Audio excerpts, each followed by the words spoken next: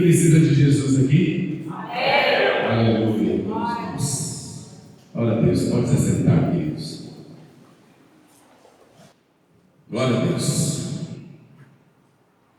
Irmãos, nessa semana, nós, como todas as semanas aí, nós temos visto muitas mortes, um jogo político, e fala que a maioria das mortes foram por Covid, tantas pessoas lá que entram no falecimento e é apontado por Covid por conta de um jogo político, e cada vez que uma morte por dizer ofertada, né, no sistema, a cidade ganha 18 mil reais, né, por morte. Então acaba sendo apontado, né? E nessa semana em específico que passou, morreu o Pantera Negra, né? Esqueci o nome do artista lá, né? E ele faleceu essa semana. Ele era de Confissão Batista, né? Vi vários discursos aí na internet que ele fez, que ele postou aí, falando do Cristo, falando de Jesus. A gente espera que ele realmente tenha essa conversão e que nós o encontremos na eternidade, né? Mas teve uma morte que me chamou muita atenção, que foi o irmão Adão, que faleceu essa semana. Não sei quantos souberam, mas sim, é algo que você soube, marcou mesmo a minha vida. Não sei quantos souberam que Adão morreu? Ninguém soube? Não? Pastor Marcinho soube. Adão morreu. Fale comigo assim: Adão morreu. Adão morreu. É o Adão lá do Éden. Ele morreu. Às vezes a gente fica considerando algumas coisas, mas a gente precisa entender as verdades espirituais daquilo que a palavra de Deus nos traz. Abra comigo 1 Coríntios, capítulo 15. 1 Coríntios, capítulo 15, versículo 21 e 22. E essa ministração, essa palavra, ela é uma continuidade daquilo que nós ouvimos aí do pastor Marcílio nas semanas passadas, na live e no Gruta, na celebração e no Gruta. E hoje pela manhã o pastor Rony ministrando sobre adoração, adoradores, né, também falou: eu tenho amado estar nessa comunhão aqui, estar nessa celebração, nessa estaca, né, nessa igreja, porque a gente tem visto um só Espírito. Eu vou contar para você um pouquinho do que Deus falou comigo, como Deus ministrou essa pregação, né? Bom, vamos lá. 1 Coríntios capítulo 15, versículo 21. Visto que a morte veio por meio de um só homem, também a ressurreição dos mortos veio por um só homem. Pois, da mesma forma que em Adão todos morrem, em Cristo todos serão vivificados. Versículo 44. 44. É semeado um corpo natural e ressuscita um corpo espiritual. Se há corpo natural, há também corpo espiritual. Assim está escrito: o primeiro homem, Adão, tornou-se um ser vivente, e o último Adão, espírito vivificante. Não foi o espiritual que veio antes, mas o natural, depois dele o espiritual. Feche os teus olhos, Senhor. Eu te peço agora a tua graça, Pai, que essa palavra entre no nosso coração, que nós sejamos ministrados por Ti, cheios com o Teu Santo Espírito, e todos os dias nós possamos entender essas verdades espirituais. Venha sobre nós, Libera a tua palavra sobre nós, para sermos tratados, curados, edificados e transformados no nome de Jesus. Amém.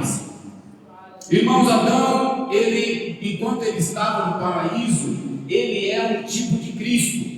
Romanos capítulo 5, versículo 14, fala assim, que ele era a prefiguração daquele que havia de vir. Adão, quando ele foi constituído, foi formado, ele estava no paraíso, ele tinha uma relação pessoal com Deus, ele andava naquele jardim, ele andava e ele falava com Deus todas as tardes.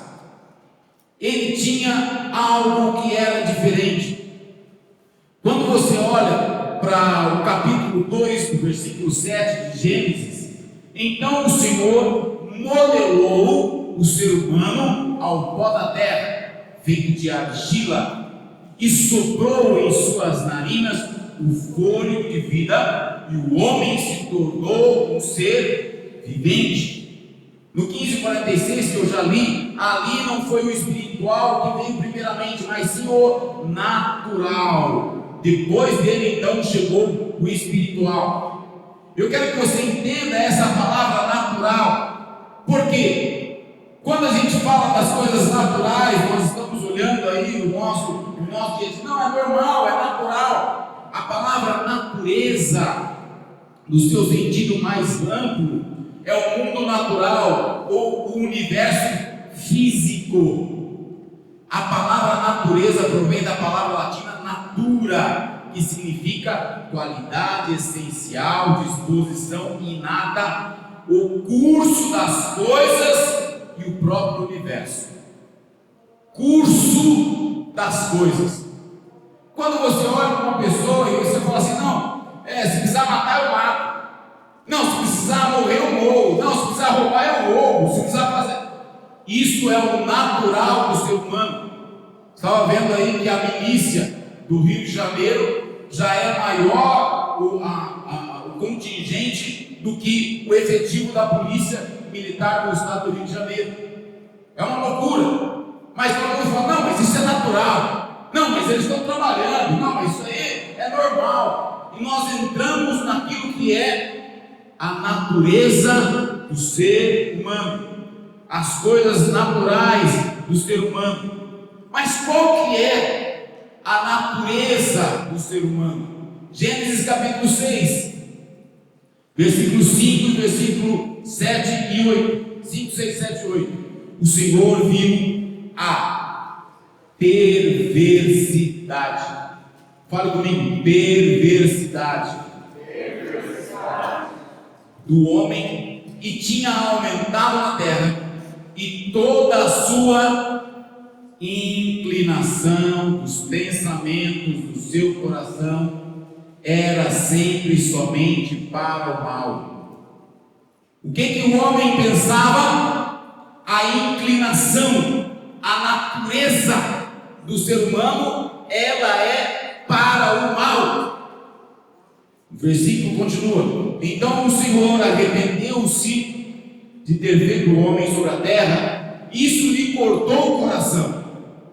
O Senhor disse: farei desaparecer da face da terra o homem que criei, os homens também, os animais grandes, os animais pequenos e as aves do céu. Arrependo-me de havê-los feito. A Noé, porém, o Senhor mostrou benevolência. Ele achou alguma coisa diferente. Ele estava olhando o curso natural. Ele estava olhando ali as pessoas, a perversidade do coração. E ali fala o versículo: a inclinação dos pensamentos do coração era somente para o mal.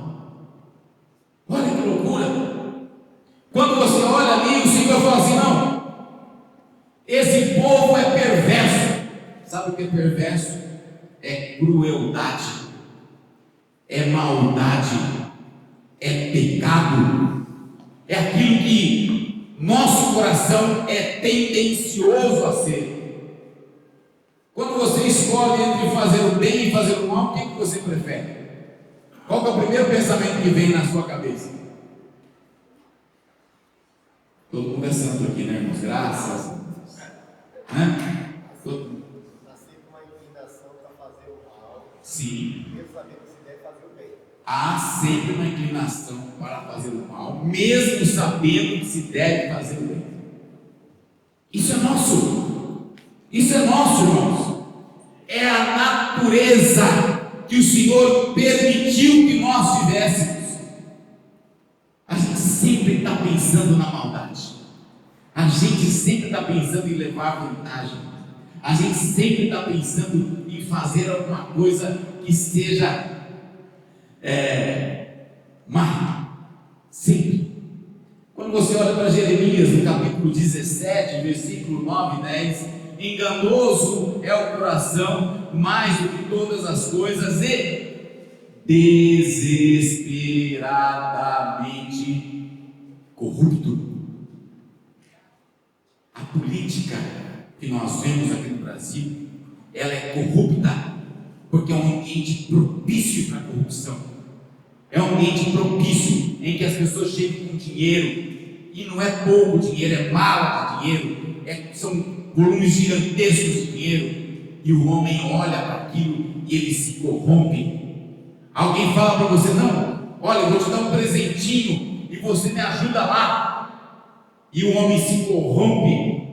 É isso que muitas vezes acontece conosco, e eu falo conosco no sentido de humanidade. Alguém está sendo beneficiado. Se eu estiver lá em cima, não me preocupo com quem está embaixo. Quando você olha na versão revista, nova versão internacional, o mesmo versículo de Jeremias 17, versículo 9 e 10, ele fala assim: o coração é mais enganoso do que qualquer outra coisa, e a sua doença incurável. Fala assim: o meu coração é incurável. É o que está escrito na palavra de Deus, porque o nosso natural, a nossa humanidade, ela é cruel, ela é perversa. Eu sou o Senhor, que sonda o coração e examina a mente, para recompensar a cada um de acordo com a sua conduta, de acordo com as suas obras. Se fosse em outro tempo, eu já ia falar para você, né? Coloca a mão no ombro do teu irmão, agora não pode mais, né? Mas fala assim: eu sou recompensado de acordo com a minha conduta. Eu sou recompensado de acordo com a minha conduta. É o que fala em Gálatas capítulo 6: tudo que o homem plantar, vai colher. Não, irmãos, é natureza. Plantou laranja, vai colher o quê? Plantou abóbora, vai colher o quê? Então, plantou espeto, eu ia falar espeto. Espeto vai sair um churrasco, né? Plantou espinho, vai nascer o quê? Ponto final. Nós somos recompensados de acordo com a nossa conduta. O que você tem feito na tua vida? Como você tem agido? Qual que é o teu caminhar? Qual que é a tua direção? É assim que vai acontecer na tua vida. O segredo é o coração, o sentimento que nós colocamos nele. Provérbios capítulo 18, versículo 21. Nós temos lido bastante, o pastor Marcinho citou muito esse texto aqui, citou no domingo passado, citou na live também. A língua tem poder sobre a vida e sobre a morte. Os que gostam de usá-la comerão do seu fruto. Na tua boca tem o quê? O poder da vida e o poder da morte. O que você respondeu quando alguém falar para você? O que você responde quando alguém fala para você? Hoje é segunda-feira. E você fala o quê? Dia Internacional da Preguiça.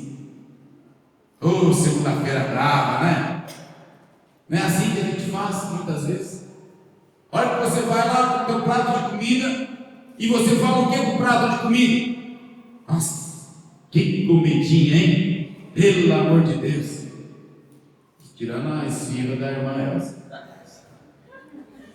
Né? Mas o que nós fazemos? Nós muitas vezes entramos no poder da morte. Nós começamos a reclamação. Nós começamos a lamentar, a lamuriar. Nós entramos no processo e é natural isso. É natural você pensar no negativo. Vamos lá em tal lugar fazer não sei o quê. Mas será que vai dar? Mas nós, né? Nós somos vendedores, né, Nelson? Cadê o Estevão? Fugiu? Tá ali. Somos vendedores, a gente tem que vender para o cliente. Daí você sabe que aquele cliente é chato, que você tem que ir lá nele, que ele possivelmente não vai comprar. E o que a gente faz? Né, Alex? O que você faz? Tem que ir lá. Você vai lá e fala: vamos comprar hoje, porque o meu é o melhor produto do mercado. E o cara responde o quê para você? Não, hoje não. Daí você sai de lá, na outra semana você passa de novo, você fala o que para ele? Vamos comprar hoje, porque esse é o melhor produto do mercado. E o cara fala o que para você? Não, hoje não. Daí na terceira vez você faz o quê? Vem, o cara não compra nada. Irmãos, aconteceu exatamente isso comigo. Eu liguei para o cliente, presidente prudente, falei para ele: precisa colocar teu estoque aí. Não. Um ano depois de várias tentativas, eu falei assim: não vou passar lá porque não compra nada mesmo. Tinha gruta, era uma terça-feira, tinha gruta. Eu falei assim: vou correndo para casa para pegar o gruta. Vim embora, cheguei no gruta aqui. No outro dia: você não passou na minha loja? Precisava fazer uma comprinha. Se eu tivesse passado lá, lógico que eu tinha vendido mais. Mas foi um bom pedido, graças a Deus, pela misericórdia de Deus. Mas é isso, é o natural, é o pensamento, é a nossa vida. A gente fica pensando nessas coisas. O segredo está no coração, o segredo está como você sente. Nós temos que aprender a falar, nós temos que aprender a nos comunicar. Mateus capítulo 12, versículo 33 e 35, até o 35 fala assim: considerem uma árvore boa dá bom fruto, uma árvore ruim dá fruto ruim, pois uma árvore é conhecida pelo seu fruto. Raça de víboras, como vocês são maus, dizer coisas boas? Pois a boca fala o que está cheio o coração. O homem bom do seu tesouro tira coisas boas, e o homem mau do seu tesouro tira coisas más. A boca só fala o que está cheio. O quê? O coração. Então fala assim: a minha boca só fala o que está cheio do coração. Não tem outra verdade. Não tem outra verdade. Quando você está irado, você está nervoso, e você começa a brincar e começa a falar, o que você fala? A ira que está dentro, aquele sentimento. Mas quando você está bonzinho, você está ali, né, no love, né, o que você fala? Aquilo que está no coração. É assim que funciona. Esta é a verdade. A palavra que foi dita foi pelo próprio Cristo. O próprio Jesus falou: a boca só fala o que está cheio do coração. E eu quero lembrar agora de um personagem. E a minha experiência nessa semana foi nesse sentido, porque eu tenho feito os estudos e essa semana eu estava estudando sobre Salomão, e de repente veio esse complemento.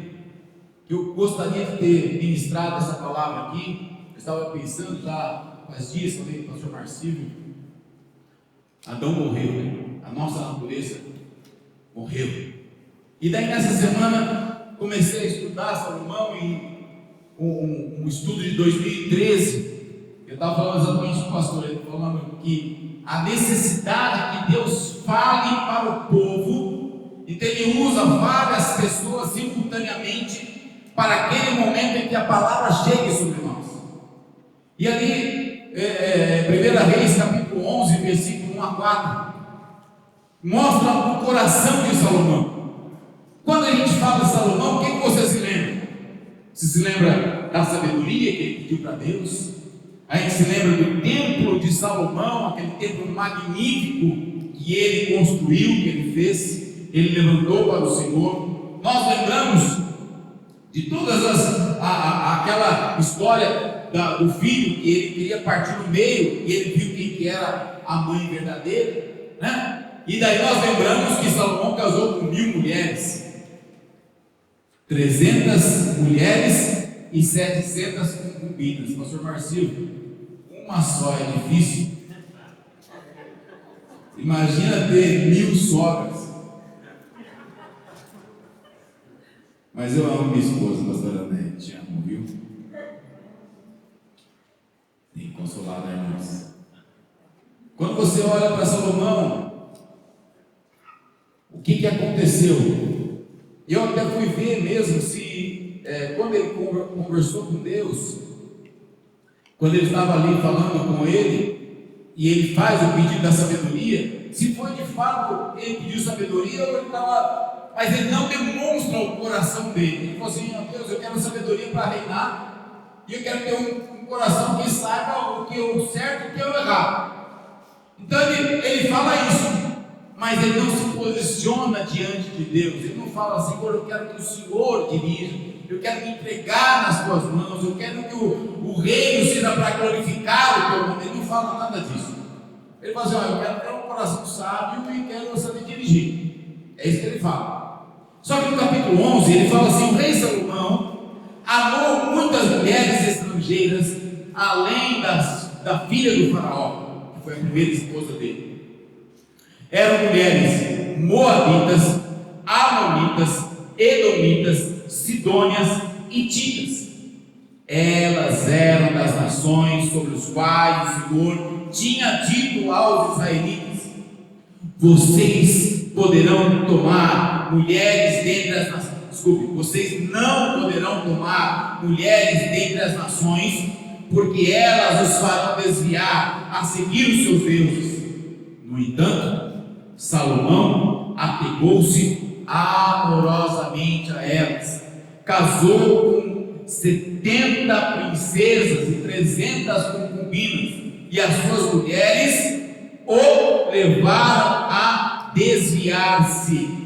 À medida que Salomão foi envelhecendo, suas mulheres o induziam a voltar-se para outros deuses, e o seu coração já não era totalmente dedicado ao Senhor, o seu Deus, como fora o coração de seu pai Davi.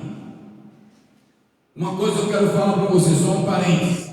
Quando a Bíblia fala assim: ser fiel até a morte e dar-te-ei a coroa da vida, é o nosso sucesso, a nossa salvação. Não depende de como nós começamos, mas depende de como nós vamos terminar. Depende da tua evolução, do teu crescimento, do teu acrescentar de salvação. Conhecer mais o Senhor, buscar mais o Senhor, ter mais intimidade com Deus, crescer na fé, desenvolver a salvação. É isso que vai acontecer. Salomão vai ficando velho, e quando a gente vai ficando velho, a gente vai abrindo mão de algumas coisas. É ou não é? Tinha coisa que você era rabugento, né? A gente, quando tinha 20 anos de idade, né? Assim, não, é assim, ponto, acabou. Depois vai ficando velho, deixa pra lá. Até peixe comi hoje.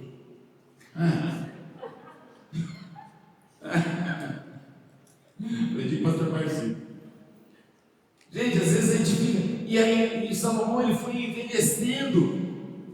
E aquelas mulheres ali, ai, Salomãozinho, oi Salomãozinho.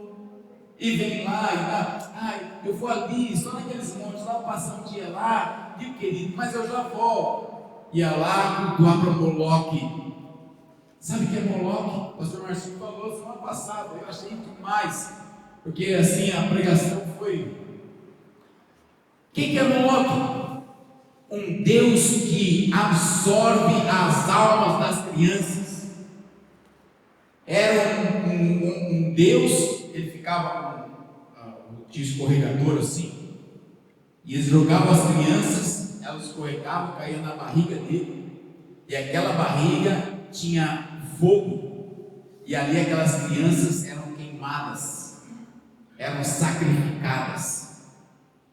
E quem permitia acontecer isso? Salomão. Tinha um outro Deus, que era o Deus Canos, que era dos Amonitas, acho que era, que também era o mesmo processo. Era um Deus que eles contemplavam a vitória, não sei o quê, e eles tinham que sacrificar. Irmãos, Salomão conhecia, sabia disso. Tem uma palavra aqui que é natash, em hebraico, que é transformação, desviar, ou transformar, ou converter. Aquelas mulheres fizeram isso com Salomão. Pegaram o coração dele, que não era um coração como o seu pai Davi, e foi convertendo devagarzinho. E é o que a igreja brasileira tem feito nesses tempos. Nós aceitamos algumas letras, nós aceitamos, o hedonismo, onde nós somos o centro. Nós aceitamos que Jesus morreu, mas é para ter sucesso, é para ter. E nós entramos em algumas correntes teológicas perigosas, e nós esquecemos daquilo que é a ação de Deus na nossa vida, em nos convertermos ao Senhor todos os dias, em sermos adoradores, como o pastor Rony falou pela manhã, 24 horas por dia. Adorador não é o que toca, aliás, a minha tecladista me abandonou, né? Mas tudo bem. Não é ser um tecladista, um baixista, um cantor. Esse não é o adorador. O adorador é aquele que tem o seu coração completamente voltado para Deus, voltado para o Senhor. É isso que nós precisamos, nós temos que buscar isso. E sabe qual que é o pior da história de Salomão? Deus fala com Salomão 3 vezes. 2 vezes Deus fala pessoalmente. Ele fala com Salomão diretamente. Ele vai ali, ele fala: Salomão, esse é o caminho, e você tem que fazer isso e assim, tal. E Salomão escuta a voz de Deus. A 3ª vez Deus manda um profeta e fala: Salomão, teu reino assim. Irmãos, Deus fica injuriado. É diferente, não é? Quando, por exemplo, eu sou pastor adjunto nessa igreja. Pastor Marcinho é o nosso pastor presidente da igreja centro aqui. Se o pastor Marcinho fala para mim: ó, Alcini, fala lá com o irmão lá, e eu vou lá e falo, tem peso. Normal. Daí, mas fui lá e não consegui resolver, pastor. Daí o pastor vai lá e fala com o mesmo irmão, a mesma coisa, a mesma frase, o mesmo tom de voz. O que acontece? Pastor, não, pode deixar que eu faço. Não, deixa comigo. É assim que funciona? É normal isso.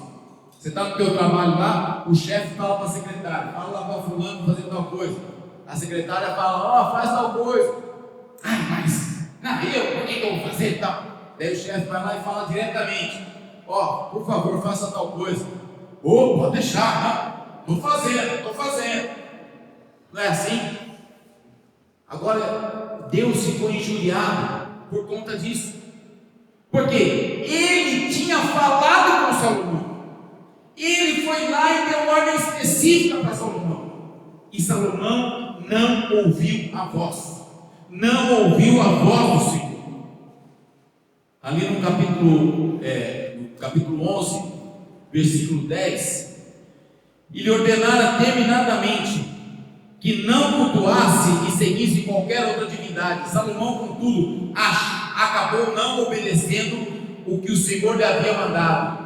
Por isso o Senhor sentenciou Salomão, determinando, considerando. Olha, abra comigo, por favor, esse texto.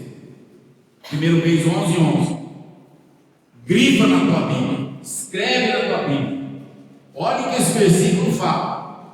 Por isso o Senhor sentenciou a Salomão, determinando, considerando que este é o teu coração e a tua atitude, visto que não guardasse a minha aliança e os meus decretos, que te tornei, certamente te tirarei de ti este reino e darei a teu servo. O que Deus estava falando para Salomão? Eu estou considerando o teu coração e a tua atitude. Olha para você, olha para dentro de você, olha para dentro do teu coração, olha para você. Deus está falando para você. Eu estou considerando o teu coração e a tua atitude. Você está entendendo? Vocês estão entendendo onde que eu quero chegar? Estou falando lá de Adão. Adão morreu. A velha natureza morreu. Deus está olhando o teu coração e a tua atitude. Salomão, ele tinha, como fala em Tiago 18, a mente dobre, a mente dividida. E é o que muitas vezes nós temos. O nosso coração, ele é instável. Um dia você está bem, oh que bênção, oh glória a Deus, vamos na igreja, pastor, conte comigo, você, seu sucessor, conte comigo, a partir de agora, eu sou o teu braço direito e o braço esquerdo. Chega na rua, tropeçou com a pedra, porque Deus fez isso comigo, pastor, não aguento, olha essa pedra, pastor do céu. E começa assim, porque tem a mente dividida, esqueceu do Deus Todo-Poderoso, aquele que nos livrou, aquele que nos transformou, aquele que nos enche de poder e autoridade. Nós precisamos entender o segredo. Sabe quem sabia o segredo? Davi. Davi sabia o segredo. Qual que é o segredo? O segredo é o coração. 2 Samuel capítulo 12, versículo 1 até o versículo 5. Então o Senhor enviou Davi, o profeta Natã. Ao chegar ele disse: 2 homens vinham numa cidade, um era rico e o outro era pobre. O rico possuía muitas ovelhas e bois, mas o pobre nada tinha, senão uma cordeirinha que havia comprado. Ele a criou, ela cresceu, e com ele todos os filhos. Ela comia junto dele, bebia do seu copo e até dormia nos seus braços. Era como uma filha para ele. Certo dia um viajante chegou à casa do rico, e esse não quis pegar uma das suas próprias ovelhas ou dos seus próprios bois para preparar uma refeição. Em vez disso, preparou para o visitante a cordeira que pertencia ao pobre. Então Davi encheu-se de ira contra o homem. Imagina o coração de Davi, o rei, o todo-poderoso, não tinha ninguém acima dele. Ele fala: rapaz, Natã, profeta, quem é esse homem? Esse cara tem que morrer agora. Mas Davi, versículo 7, você é esse homem, assim diz o Senhor, o teu Deus, o Deus de Israel: eu te ungi rei de Israel e te livrei da mão de Saul. Ele estava falando de Betseba, ele estava falando do assassinato de Davi, ele estava falando do adultério de Davi, ele estava falando daquela mulher que estava grávida por conta de um pecado. Davi, na mesma hora, versículo 13: então disse Davi a Natã: pequei contra o Senhor. E Natã respondeu: o Senhor perdoou o seu pecado, você não morrerá. Davi, naquela hora, ele entendeu a relação que ele estava tendo. Qual que era a relação que ele estava tendo? A relação de pecado. Ele estava ali olhando para o Senhor, ele viu aquela mulher, ele deu as costas para Deus, ele foi pecar, e de repente o profeta fala para ele: você está errado. Aí ele tremeu, entendeu e falou: meu Deus, eu pequei contra o Senhor. Confesse, reconhece o teu pecado. Se você olhar no Novo Testamento, não tem nenhuma condenação para Davi.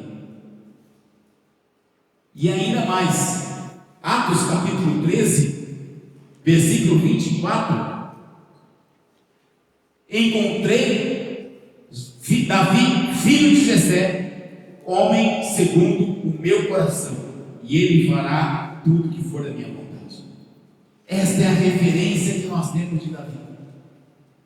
Nós não temos Davi como sendo um mau, um pecador, um homem que se perdeu, um homem que adulterou, que matou, mas nós temos Davi como um homem que conhecia o segredo, que era o coração, um coração contrito, um espírito estável, não desprezará. Salmo 51.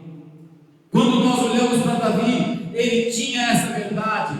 Nós temos que entender isso. Irmãos, eu quero agora que você entenda essas duas relações. A primeira, Adão era um homem natural, semelhante a Samuel. Peguei duas vezes. Salomão. Davi era um homem segundo o coração de Deus, semelhante a Jesus. Quando você olha para esses dois, a natureza deles, eles foram criados no mesmo lugar. Salomão foi criado aos pés de Davi, ele conhecia as histórias, ele estava na casa de Davi, só que ele não tinha o mesmo coração. Nós temos que saber que o segredo está no coração.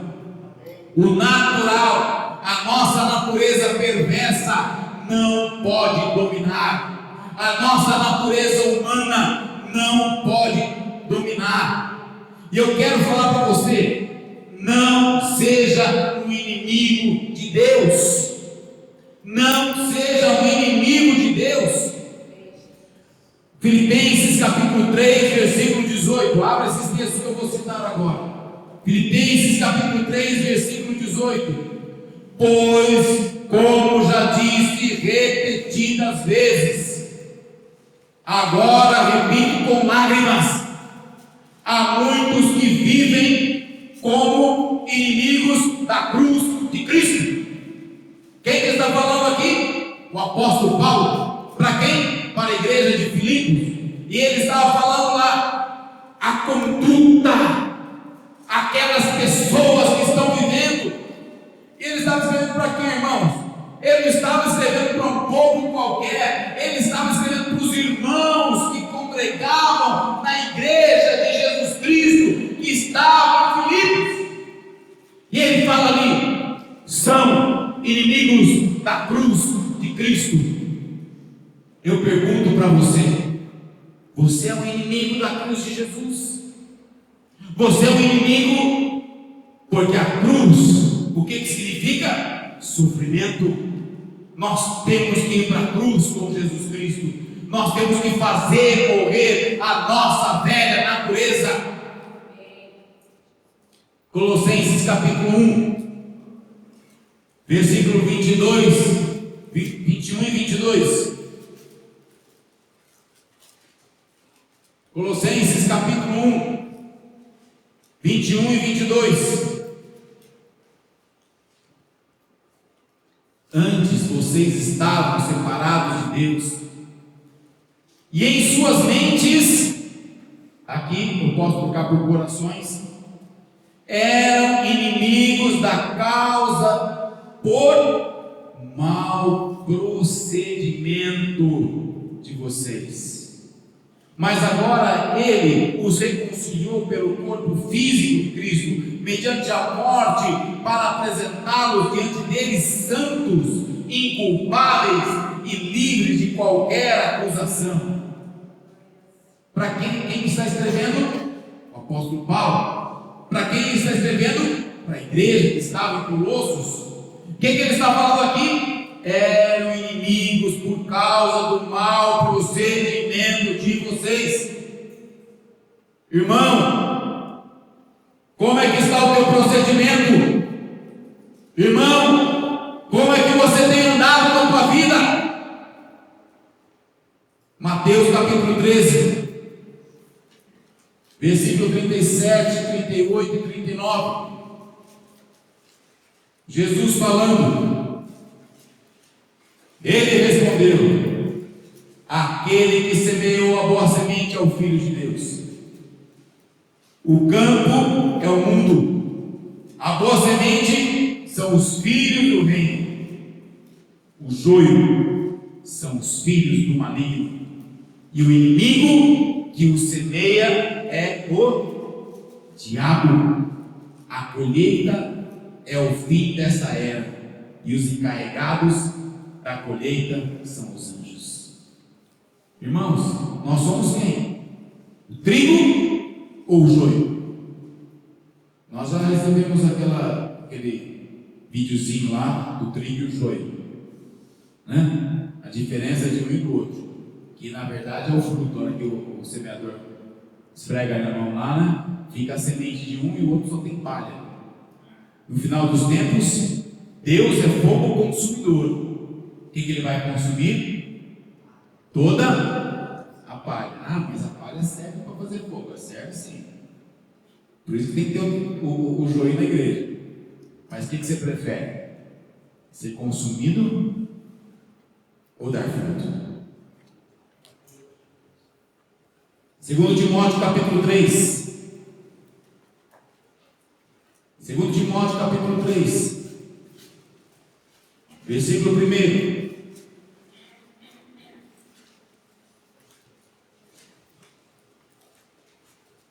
Saiba disso, nos últimos dias sobrevirão tempos terríveis.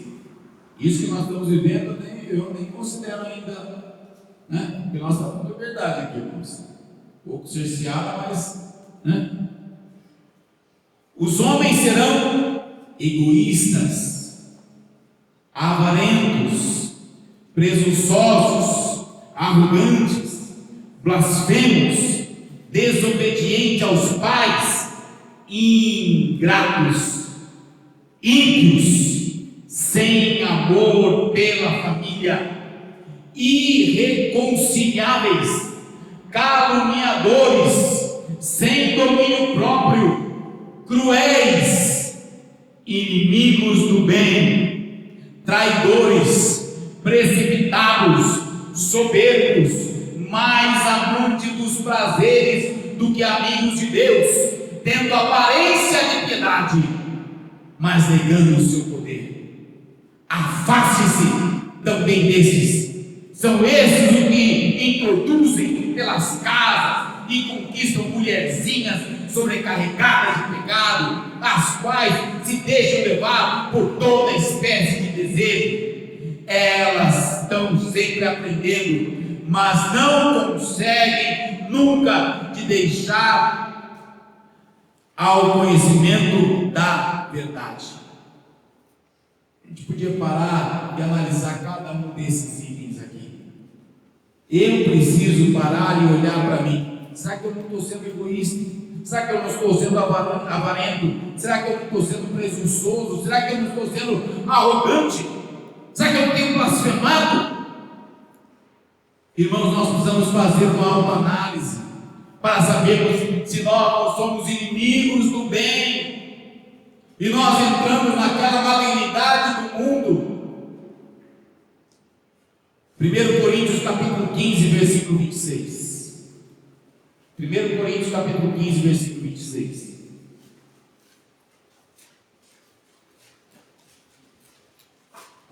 Eu gosto desse texto. 1 Coríntios capítulo 15, versículo 26. Esse é só para crente, irmão. Esse aqui é só para crente. Você acha que não? Você consegue ler aí para mim? Você consegue ler aí para mim? 1, 2, 3.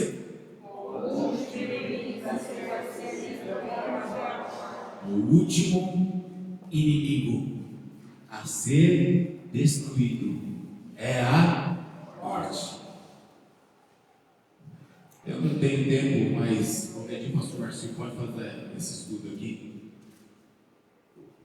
A hora que você vai para a passagem, a palavra morte é passagem, tem uma luz, né? Dizem, o gosto, né?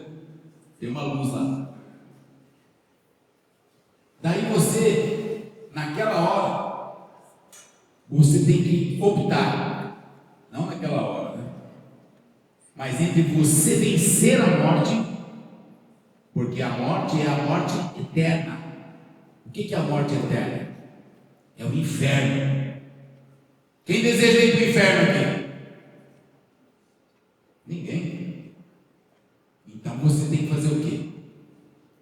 Tem que vencer a morte. Como é que nós vencemos a morte? Tendo uma conduta, tendo a nossa vida pautada nas Escrituras Sagradas, tendo a nossa vida cheia com o poder de Deus, tendo a nossa vida em comunhão. Se você chegar diante da morte e você não tiver o sangue de Jesus Cristo, o revestimento de Jesus, a tua natureza humana morta, acabada, tirada de você vai ter que enfrentar e você vai para o inferno. Mas se você tem Jesus, você vai vencer a morte, o último inimigo a ser vencido. Por isso que eu não tenho medo de morrer, né? Eu fico espantado, pastor. Crente,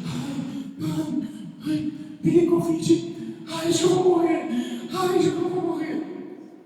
Glória a Deus. Vai morrer? Vai com Deus. Lógico, irmãos, eu não estou brincando, né? Mas a morte, e eu falei para vocês, a semana aí morreu aí o artista, morreu o outro, morreu tantas pessoas que morrem, né? Soubemos agora que uma cunhada, sogra do pastor Leandro, lá foi atropelada, hoje está com uma AVE, está internada, do nada, né? A Janaína teve apendicite semana passada, do nada, teve que operar as pressas lá, e a gente fica aí, com medo da morte, mas não se prepara para enfrentá-la. Você tem que estar preparado para a morte. Quando a morte vai vir na tua vida? Será que é hora que você sair daqui? Será que é amanhã? Será que é mês que vem? Será que nós vamos chegar até o Natal, até o Ano Novo? Ninguém sabe. Eu tenho que estar preparado para isso. Eu quero concluir essa ministração lembrando Romanos capítulo 8, versículo 2. Porque a lei do Espírito da vida em Cristo Jesus te livrou da lei do pecado e da morte. Jesus nos livrou da morte. Jesus nos livrou do pecado. Jesus transformou a nossa vida. O nosso coração foi transformado. Esse texto de Romanos 8, 2 tem que ser guardado no teu coração todos os dias. Você tem que saber que a vida do Espírito Santo está dentro de você. Davi, quando ele estava lá, que ele pecou, o profeta falou para ele: cara, você pecou contra Deus. Ele falou: meu Deus, eu tenho o Espírito Santo dentro de mim, me perdoa. automaticamente ele foi perdoado, foi limpo, foi transformado. Ele passou por um processo, mas Deus o salvou. Hebreus capítulo 9, versículo 14. Quanto ao mais, o sangue de Jesus, que mediante o Espírito eterno se ofereceu de forma imaculada a Deus, purificará completamente a nossa consciência de comportamentos que conduzem à morte, para que sirvamos ao Deus vivo. Como está o teu comportamento? O Espírito Santo tem que estar dentro de você. Você tem que ter intimidade com o Espírito Santo. Você tem que aprender a ouvir a voz do Espírito Santo. Você tem que estar dirigindo o seu carro, está falando em línguas, está ali orando ao Senhor e sabendo: Senhor, me dá um caminho seguro, me dá uma palavra de vida, me faz crescer. Você ouvir os bons negócios que Deus tem para você. Às vezes nós ouvimos a nossa carne, nós ouvimos o Adão, mas Adão morreu. A natureza humana morreu. Salmos capítulo 139, versículo 21 até o 34. E no estudo que eu estava fazendo lá, até esse salmo foi citado. Exatamente o salmo que o pastor Marcílio nos lembrou aí. Salmo 139, 21. Acaso não odeiam os que te odeiam, Senhor? Eu não detesto os que se revoltam contra ti? Tenho por eles ódio implacável. Considero-os inimigos meus. Sonda-me, ó Deus, e conhece o meu coração. Prova-me e conhece as minhas inquietações. Vê se em minha conduta algo que te ofende e dirija-me pelo caminho eterno. Oh, meu Deus. É o seguinte, irmão. Pecado é bom? É ou não é? Lógico que é. Sexo ilícito não é gostoso? Vai dizer que sexo não é bom? Lógico que é. Quem já cheirou cocaína? Cocaína não é bom? Não dá aquele... Como é que chama? Frenesia? Não sei como é que o pessoal chama. É que eu vou perguntar aqui para os irmãos, né? Mas o irmão já fez assim, desde assim. Né? Fumar maconha é bom? Não dá aquela brisa? Nunca experimentei, nunca nem fiquei bêbado, irmão. Ah não, fiquei com criança, né? Depois eu conto assim. Quando a gente olha para a palavra de Deus, aqui está bem claro. Ou você ama as condutas que Deus está te oferecendo, ou você ama as condutas do mundo. Qual você vai optar? E ali o Salmo 139, pastor Marcelo, versículo 22, que estava falando, o ódio, ele fala em algumas versões que eu li que é implacável. Mas tem uma versão que a revista, eu não botei aqui, mas acho que é a corrigida, se não me engano, fala assim: ódio perfeito. Ódio perfeito. Alguém quer essa versão aí? Alguém falou? Adabel? Ódio perfeito. Eu os odeio com ódio perfeito. Tenho por meus inimigos. Irmão, se você não aprender a odiar o pecado, se você não aprender a odiar a natureza humana, se você não aprender a odiar aquilo que são os inimigos de Deus, nós vamos ter que enfrentar a morte. E pode ser que naquele dia você esteja apaixonado por algumas coisas que não são do Senhor. Vamos ficar de pé. Eu quero fazer uma oração com você essa noite. Eu quero que você ore ao Senhor agora. E você coloque a tua vida diante de Deus. Você conhece as suas condutas. Você conhece o teu coração. Você conhece a tua alma. Você sabe o que você tem feito de errado. Feche os teus olhos. Comece a orar ao Senhor. Comece a falar com Deus. Em nome de Jesus, Senhor. Em nome de Jesus, Senhor. Libera, Senhor, essa palavra. Libera, Senhor, essa palavra sobre as nossas vidas. Senhor, nós queremos entender essa verdade espiritual. Nós queremos ver, Pai, Adão morto, a nossa natureza mortal, nossa natureza natural morta. Nós queremos, Pai, abdicar do pecado, abdicar de todas as coisas más, em nome de Jesus. Senhor, nós não queremos ser inimigos de Deus, mas nós queremos ser amigos de Deus. Nós não queremos ser amigos do mundo, mas nós queremos estar diante de Ti. Tira das nossas vidas, Pai, todo egoísmo, toda avareza, toda presunção, toda arrogância. Liberta as nossas vidas de uma vez por todas. Não permita que blasfememos. Não permita, Senhor, que andemos na ingratidão. Mas permita, Senhor, que andemos nos Teus caminhos, na Tua verdade, aquela que liberta, aquela que transforma, aquela que enche as nossas vidas. Senhor, em nome de Jesus, não queremos andar de aparência, não queremos andar, Senhor, com vestes, Senhor, humanas, mas nós queremos andar com as vestes do Cordeiro de Jesus Cristo. Nós queremos ser cobertos com o sangue de Jesus. Nós, Senhor, queremos tirar da nossa vida traição, queremos tirar a soberba, queremos tirar da nossa vida, Senhor, os prazeres do mundo. Queremos ser libertos e transformados. Senhor, em nome de Jesus, reveste-nos com o Teu poder, reveste-nos com a Tua glória, reveste a nossa vida, Pai, e nos transforma, Pai. Em nome de Jesus, em nome de Jesus. Transforma nosso coração.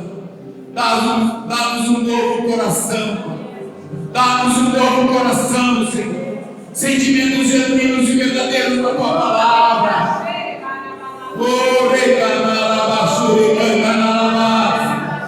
Enche este lugar com a Tua glória, com o Teu poder. Que saiamos daqui transformados e abençoados. Que saiamos daqui mudados. Em nome de Jesus, em nome de Jesus. Toque em cada um, Senhor. Em nome de Jesus, em nome de Jesus. Aleluia, aleluia, aleluia. Obrigado, Pai. Obrigado, Senhor.